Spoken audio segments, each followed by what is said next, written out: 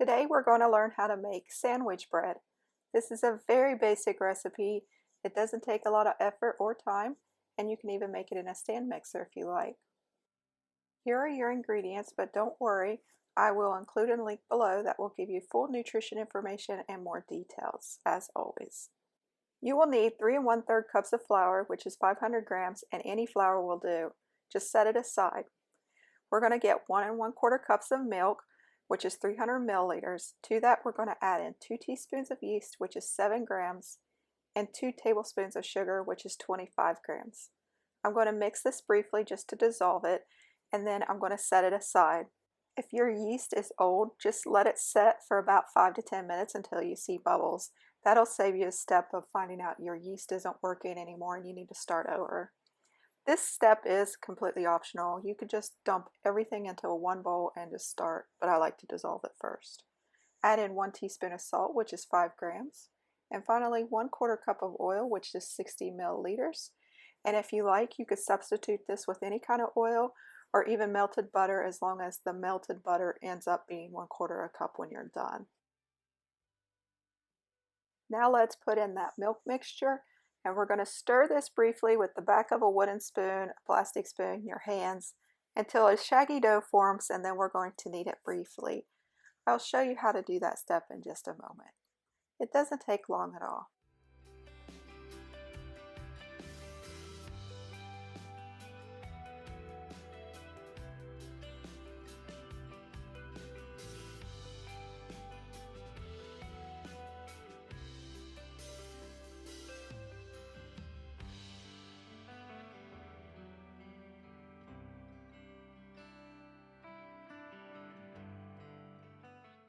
Okay, it's starting to get really hard to stir by hand, so I'm going to turn it out onto the work surface and we're going to begin to knead it.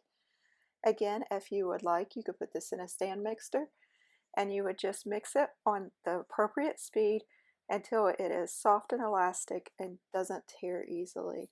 It typically takes about 8 minutes in a stand mixer. Now make sure you get all the dough that you can out of your bowl. You don't want to waste anything if you can help it.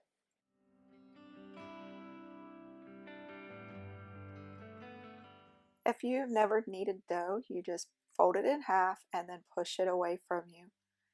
And you'll get your own method for how to do this. And I'll show you another step in just a minute. You don't want it to tear easily like this. Here is another method on how to knead. You just rock it back and forth between your hands. Some people like this, some find it very hard on their back. I will include a link below that will go into more details on how to knead bread, especially if you have a disability. So be sure to check that out if you need more help. And again, a stand mixer is super simple for this. You would just pop all the ingredients in at once and turn it on and let it do its thing for about 8 minutes, and you have all the work done for you. But I find making bread by hand very relaxing. Now see how it's starting to stretch? A lot of people will think it's ready, but I really want you to try to stretch this and make it very paper thin. See how it's starting to tear? You need to go a little bit further. You're a couple minutes away. Now you can really tell that it's different. It's very stretchy, it's very elastic, it feels very smooth in your fingers. And if you start to try to pull on it, it's pretty tough. You can really push your fingers on it and it's not tearing. And if you keep going, you can look through it, and they call that the window pane test. That's when you know you're ready for the next step, which is basically waiting. Put it in a clean bowl. You want to cover it. Use a towel, use a lid, use saran wrap, whatever you want. Just keep it covered so it doesn't dry out on the top. And you're going to wait until it's roughly double in size. And when you press down like this, it doesn't collapse, but it doesn't bounce back immediately. Say hello to Raymond. He's helping me today. Okay, you're going to put this into a rough rectangle after you get out as much of the dough as you can. Try not to waste it. I mean, it is a really delicious recipe. We're going to make this into a rough rectangle and we're going to press it out pretty generously. You can be pretty aggressive with this dough. It is very elastic at this point. It's going to bounce back really nicely. You're going to put this in a 9 by 5 pan or a 13 by 23 centimeter. If it's not nonstick, make sure to grease it well. I like to use oil, but not olive oil because olive oil tends to stick. And just fold down the dough and then fold in the sides, and then you roll it toward you as you push away slightly. You're going to create some tension that way, and it'll give it a nice dome shape at the top. And then you're just going to tuck in the sides a little bit so it'll fit into the pan. Just lift it up and just place it in there. Now notice that it doesn't fill up exactly the sides, and that is okay. It's going to grow into this pan.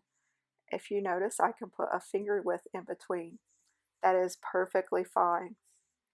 Cover it with some saran wrap or a towel, and then set your timer for 30 minutes and check back. If it's not to the top of the pan, and I'll show you what it looks like, then you're going to look in another 15 minutes. While this is rising, preheat your oven to 350 or 180°C. Now it is ready to bake. Pull that saran wrap back gently so you don't tear the dough. And if you press on it, it should feel really elastic. It shouldn't collapse. If it collapses, you over-rose it. Notice it filled in the sides, and there's a nice little dome shape. I baked it for 45 minutes until it was golden brown, and then I'm going to tip it out immediately so that it can cool and not get soggy and stuck on the bottom. You may want to wear some oven mitts before you flip it back over because it's very warm. It's going to hurt a little bit, trust me on that. Let it cool completely before you slice into it.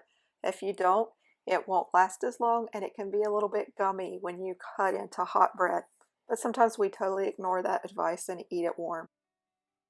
I'm going to show you how this is just a very lovely sandwich bread.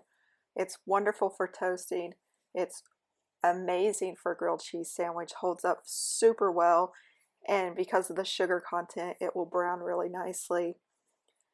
As you can see, it's very well risen. It's even all the way through. When you press on it, it bounces back. It's just a nice bread, and it tears wonderfully. Be sure to visit jacksonsjob.com for more recipes, and let's see how the taste testers think of the bread. I'll be introducing Maggie, Jackson, and Raymond. Let's see what they think. They go absolutely bonkers for bread. I know a lot of you have been used to seeing the dogs in the videos and you like to see them. I don't give them too much bread because obviously it's not the most nutritional thing for them, especially the white breads, but a little bit is okay if your vet says so. And they like to circle around and follow me. Let's see if we can get Jackson to appear. He's usually really lazy and sleeping. There he is. Learn not to take life too seriously, and as always, happy baking.